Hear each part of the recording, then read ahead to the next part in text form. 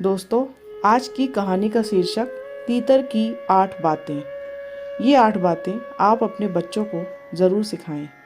ये बहुत ही ज्ञानवर्धक कहानी है और बहुत ही मोटिवेशनल कहानी है। दोस्तों, आज की जो कहानी है वो बहुत ही ज्ञानवर्धक कहानी है। ये कहानी तीतर की कहानी है।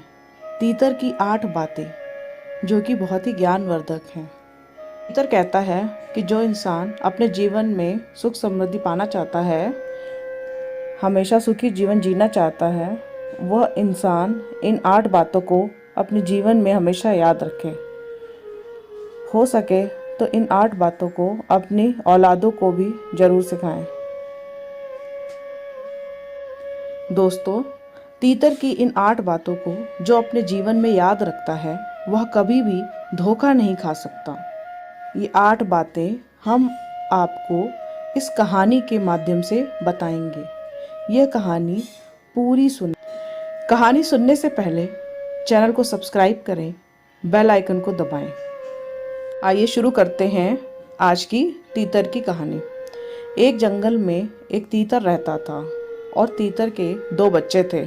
उस तीतर की पत्नी बड़ी भोले स्वभाव की थी।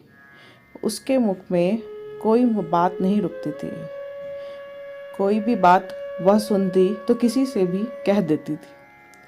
उसके जितने भी मित्र थे, जितने अड़ोसी पड़ोसी थे, उनको अच्छी तरीके से मालूम था कि तीतर की पत्नी के पेट में कोई भी बात नहीं पचती। इसलिए तीतर भी उसको बहुत कम बातें बताता था।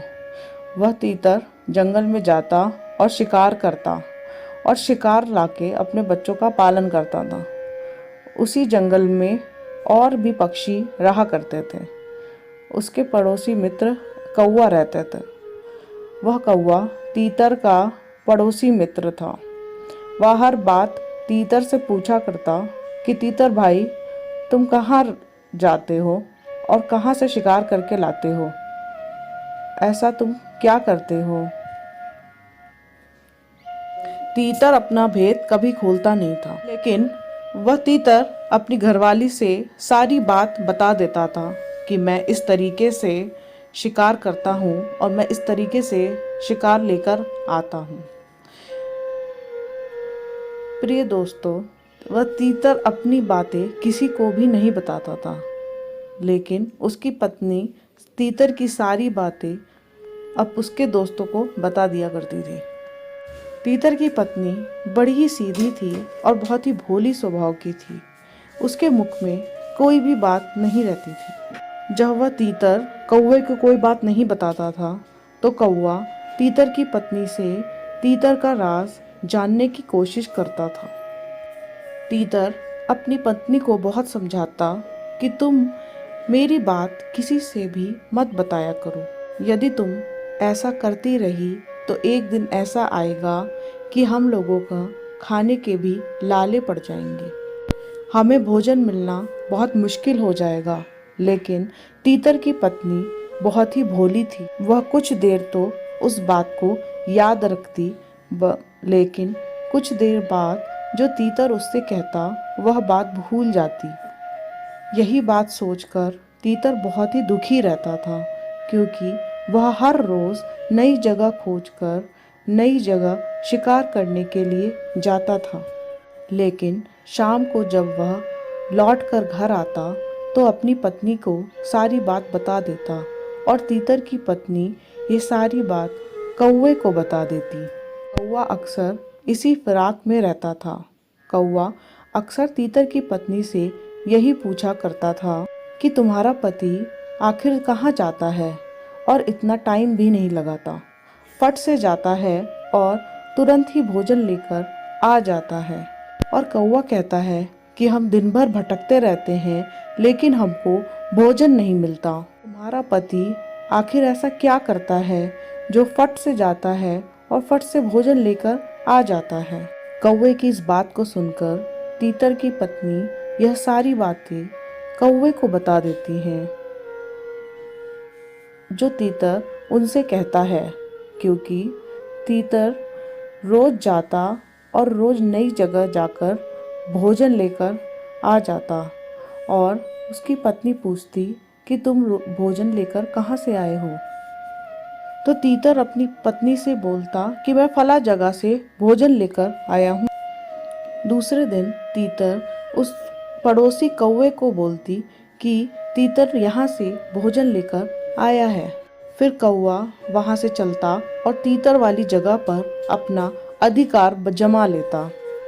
तीतर को अपने आसपास भी नहीं भटकने देता।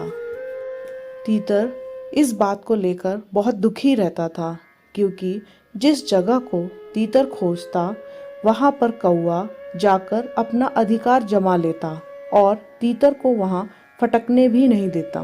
तीतर रोज अपनी पत्नी को यही समझाता कि तुम्हारे मुख में कोई भी बात नहीं बचती। तीतर अपनी पत्नी से कहता है कि तुम्हें बात बताना ही बेकार होता है, क्योंकि कोई भी बात जो मैं तुम्हें बताता हूँ वो तुम अन्य पक्षियों को बता देती हो और वह पक्षी जा करके उस जगह पर अपना अधिकार बना लेते हैं जिस जगह को मैं खोजता हूँ। इसी बात को लेकर तीतर बहुत दुखी रहता था। अब धीरे धीरे तीतर की पत्नी की वजह से तीतर को यह नौबत आ गई कि उसको भोजन बहुत मुश्किल से मिलने लगा। तीतर को अपने पत्नी को और अपने बच्चे को भोजन कराना बहुत मुश्किल पड़ रहा था, क्योंकि तीतर जो भी नई जगह खोजता उस जगह पर कौवा अपना अधिकार जमा लेता और कौवा उस जगह पर तीतर को भटकने भी नहीं देता। अब तीतर के सामने बड़ी चुनौती आ गई थी कि वह अपना और अपने परिवार का पेट पालन कैसे करे। तीतर ने अपने और अपने परिवार के लिए जितना भोजन इकट्ठा कर रखा था, धीरे धीरे वह सब खत्म होने लगा।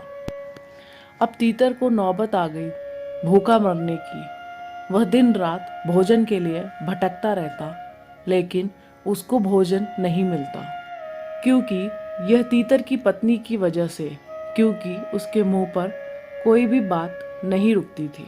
अब तीतर को बहुत बड़ी मुसीबत का सामना करना पड़ रहा था। अब कभी कभी यह नौबत भी आ गई थी कि इन लोगों को भूखा सोना पड़ रहा था। अब तीतर अपनी पत्नी को रात दिन कोसता रहता कि यह सब अब तुम्हारी वजह से ही हो रहा है। यदि तुम्हारे मुख पर थोड़ी सी भी बात रुकती तो आज यह नौबत नहीं आती। तीतर की पत्नी तीतर से कहती है कि देखो जी, मेरे पे चिल्लाने की कोई ज़रूरत नहीं है। यदि आपकी क्षमता नहीं है हमारा पेट पालने की तो ऐसे ही कह दीजिए, फालतू पे आप मुझ पर दोष मत डालिए। तीतर यह सब सोच के बहुत परेशान रहता था और भटकते भटकते एक साधु के आश्रम पे पहुंचता है। साधु के आश्रम पे पहुंचकर साधु को प्रणाम करके चुप होकर एक कोने में बैठ जाता है। जब साधु तीतर को देखता है कि वह कोने में एकदम शांत बैठा है, तो साधु सोचने लगता है कि इस तीतर की जिंदगी में बहुत बड़ी समस्या है। साधु उस तीतर के पास जाता है और बोलता है कि तुम्हारी जिंदगी में ऐसी कौन सी समस्या है जो तुम इतना चिंतित दिख रहे हो। लगता है बहुत गंभीर समस्या है। वह तीतर साधु को प्रणाम करता है और उनको सारी घटनाएं बताने लगता है। और तीतर कहता है कि हे साधु महाराज, मेरी पत्नी की वजह से मुझे यह दिन देखने पड़ रहे हैं। मैं भोजन की खोज में बाहर जाता हूँ और वापस आकर अपनी पत्नी को सारी बात बता देता हूँ। अब मेरी पत्नी ये सारी बात जाकर अन्य पक्षियों को बता देती है। मैं यही सोचता था कि मेरी पत्नी मेरी जीवन संगिनी है, मुझे अपने जीवन की सारी बातें अपनी पत्नी को बतानी चाहिए। यही सोचकर मैं अपनी सारी बातें अपनी पत्नी को बता दिया करता था और मैं अपनी पत्नी से कोई भी बात छिपाना नहीं चाहता, क्योंकि मुझे ऐसा लगता है कि पत्नी से भेदभाव नहीं करना चाहिए। इसी विचार को लेकर मैं अपनी पत्नी से पूरी बातें कह देता था। और मेरी पत्नी बहुत ही सीधी है, बहुत ही भोले स्वभाव की है और बहुत ही भुलक्कड़ भी है। दूसरे दिन मेरी पत्नी सारी बातें कौवे को बता देती थी। कौवा मेरी पत्नी से पूछता था कि तुम्हारा पति कहाँ जाता है और भोजन की व्यवस्था कहाँ से करता है। मेरी पत्नी यह सारी बातें उस कौवे को बता देती थी।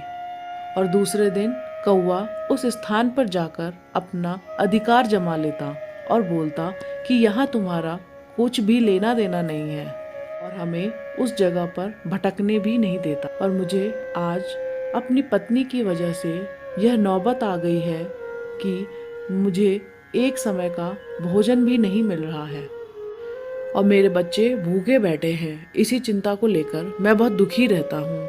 साधु महाराज तीतर से कहते हैं कि यह तुम्हारी मूर्खता है। जब तुम्हें पता है कि तुम्हारी पत्नी सीधे स्वभाव की है, भोले स्वभाव की है और भुलक्कड़ है, तो तुम्हें अपनी पत्नी को सारी बातें नहीं बतानी चाहिए जो उसके मतलब की नहीं है।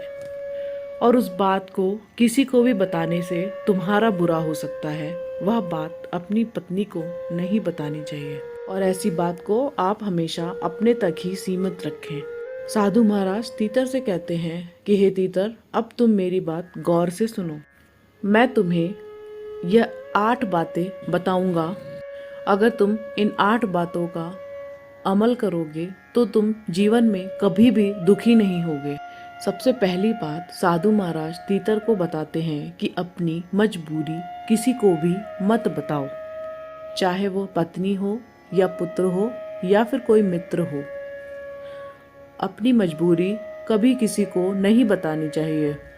यदि आप अपनी मजबूरी किसी को बताते हैं तो सामने वाला आपकी मजबूरी का फ़ायदा उठाने की कोशिश करेगा, हमेशा आपको नीचा दिखाने की कोशिश करेगा। इसीलिए अपनी मजबूरी कभी किसी को नहीं बतानी चाहिए। दूसरी बात साधु महाराज तीतर को बताते हैं कि यह बहुत ही महत्वपूर्ण और ज़रूरी बात है। इसे हमेशा अपने जीवन में याद रखना। अपने पिछले समय की गलतियां और भविष्य की रणनीतियां किसी को भी नहीं बतानी चाहिए। यदि आपने अपनी पिछली गलतियां किसी को भी बताई हैं तो सामने वाला आपकी गलतियों को पकड़कर आपको नीचा दिखाने की कोशिश करेगा, आपको कभी भी ऊपर उठने नहीं देगा और हो सकता है आपके बने हुए काम को बिगाड़ दे। इसलिए आपको अपनी कोई भी गलतियां सामने वाले को नहीं बतानी है। यदि आपने अपनी भविष्य की रणनीतियां किसी को भी बताई तो सामने वाला आपके बने बनाए काम को बिगाड़ सकता है और सामने वाला आपसे अच्छी रणनीति बना लेगा। इससे युद्ध में हमेशा परास्त होने का खतरा बना रहता है। इसलिए अपनी भविष्य की रणनीति कभी भी किसी को भी नहीं बतानी चाहिए। अब चौथी बात साधु महाराज तीतर को बताते हैं, अपने घर की बातें किसी को भी नहीं बतानी चाहिए। घर की बातें पति पत्नी के बीच में होती हैं, पिता पुत्र के बीच में होती हैं। अपनी घर की बातें कभी भी किसी को भी नहीं बतानी चाहिए। यदि आप अपने घर की बातें सामने वाले को बताते हैं तो आप अपनी मान प्रतिष्ठा खो बैठेंगे। कभी भी आप समाज में ऊंचा उठकर नहीं बोल सकते। सामने वाला आपके घर की बातों को सुनकर मौके का फायदा उठाएगा। इसलिए अपने घर की बातें भूल कर भी किसी को भी नहीं बतानी चाहिए। पांचवी बात साधु महाराज तीतर से कहते हैं, अपनी कमाई का जरिया कभी भी किसी को भी नहीं बताना चाहिए कि आप कहाँ से कमाई कर रहे हैं और कहाँ से भोजन इकट्ठा करते हैं। यदि आप अपनी कमाई का जरिया सामने वाले को बताते हैं तो हो सकता है कि आपकी कमाई का जरिया खत्म हो जाए। सामने वाला तो हो सकता है तुम्हारी कमाई पर अपना अधिकार जमा ले। तरीके से उस तीतर के साथ में हो रहा है। तीतर रोज नई जगह खोजता, उस जगह पर जाकर कौवा अपना अधिकार जमा लेता है।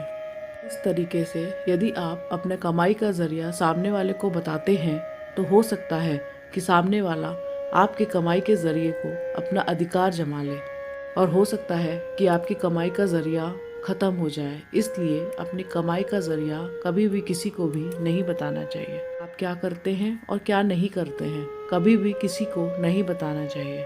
छठी बात साधु महाराज उस तीतर को समझाते हैं कि अपनी कमजोरी और अपनी ताकत कभी भी किसी को नहीं बतानी चाहिए। आप अपनी कमजोरी बताते हैं तो सामने वाला आपकी कमजोरी का फायदा उठाएगा। यदि आप सामने वाले को अपनी ताकत बताते हैं तो हो सकता है कि सामने वाला आपकी ताकत को तोड़ दे। और आपकी ताकत को ख़त्म कर सकता है। इसलिए अपनी कमजोरी और अपनी ताकत किसी को भी नहीं बतानी चाहिए। कितना ही घनिष्ठ मित्र क्यों ना हो, परंतु आपको अपनी ताकत और अपनी कमजोरी अपने मित्र को नहीं बतानी चाहिए।